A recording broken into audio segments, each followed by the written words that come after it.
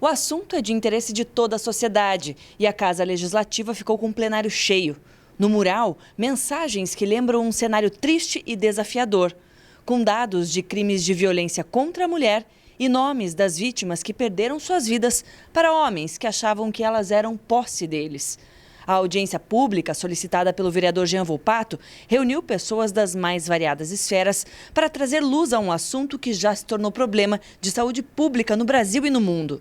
A gente teve 51 feminicídios no ano passado, esse ano até o momento são 8 mulheres assassinadas de forma covarde e a gente precisa debater as políticas públicas de proteção às mulheres. O objetivo principal é criar uma rede de proteção das mulheres na nossa cidade. A gente sabe que muitas vezes as mulheres que são vítimas de violência, sobretudo também têm classe social, são as mulheres mais pobres da sociedade que às vezes não têm acesso ao transporte coletivo, por exemplo, para ir até a uma delegacia da mulher. Quando chega na delegacia da mulher, esse atendimento muitas vezes fica um pouco aquém por conta até da estrutura que lá se coloca. Então são várias demandas. Blumenau não tem um conselho municipal das mulheres. A gente iniciou aqui um projeto de lei que garante o aluguel social para as mulheres vítimas de violência, porque a gente sabe também que muitas vezes as mulheres acabam se submetendo com a violência por conta dos filhos, a questão patrimonial. Então são vários debates que a gente pode fortalecer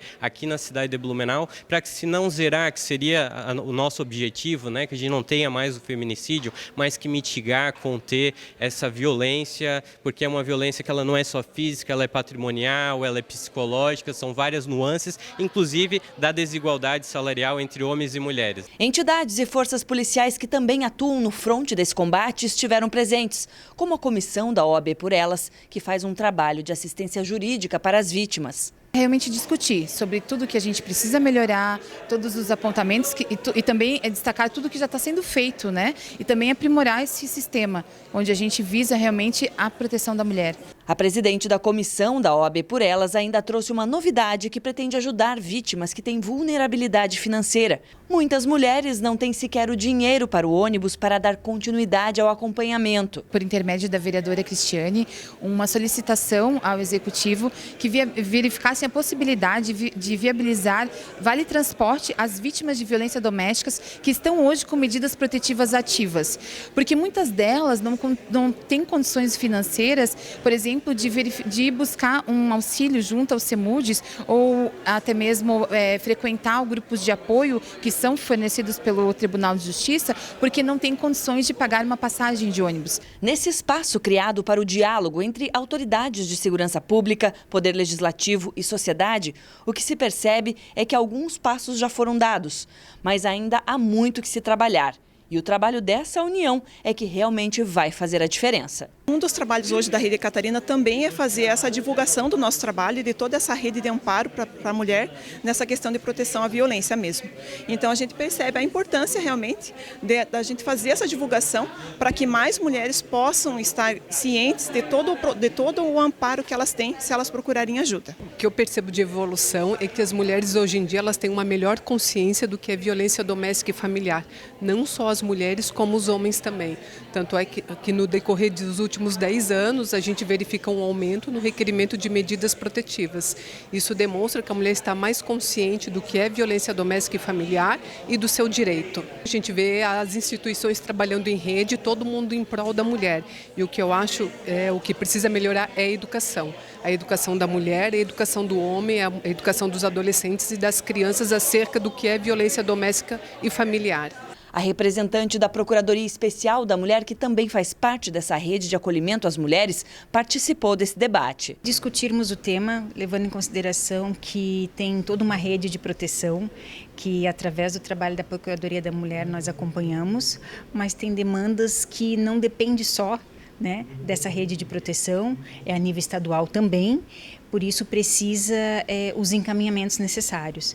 E foi discutido isso nessa audiência e será levado, né, adiante com um exemplo da Delegacia 24 Horas, que inclusive já foi uma solicitação também que partiu, né, do nosso gabinete, da Procuradoria, porque a gente entende que as principais demandas de violência acontecem principalmente sexta-noite e fim de semana. A deputada estadual, que também é procuradora estadual da mulher, Luciane Carminati, veio prestigiar a reunião. Ela destacou várias ações em prol da segurança da mulher, assim como o tratamento dos homens que praticam essa violência. Em primeiro lugar, é importante compreender como que se dá a violência. E nós só vamos diminuir ou acabar com a violência contra a mulher se nós sairmos do silêncio. Então, o silêncio não nos ajuda. A gente precisa dar voz. E dar voz significa também termos políticas públicas que se cruzam. Porque a violência contra a mulher, quando ela chega, o feminicídio, quando chega, ele não chegou primeiro isso. Ele é uma sucessão de um comportamento desequilibrado, da falta de apoio, de estrutura e de ausências ao longo da vida. Então, aqui mesmo em Blumenau, tem hoje em torno de 4 grupos de homens reflexivos. Essa é uma experiência que nós estamos levando para o Estado, é muito positiva. Nos grupos reflexivos, o índice de incidência recai para em torno de 6%. Então, é um programa que deu certo, mas é uma política pública que, inclusive, está sendo implementada pela Secretaria da Assistência Social. Nós defendemos que os governos municipais tenham estrutura para tratar do tema da violência contra a mulher e das violências contra meninas, contra mulheres.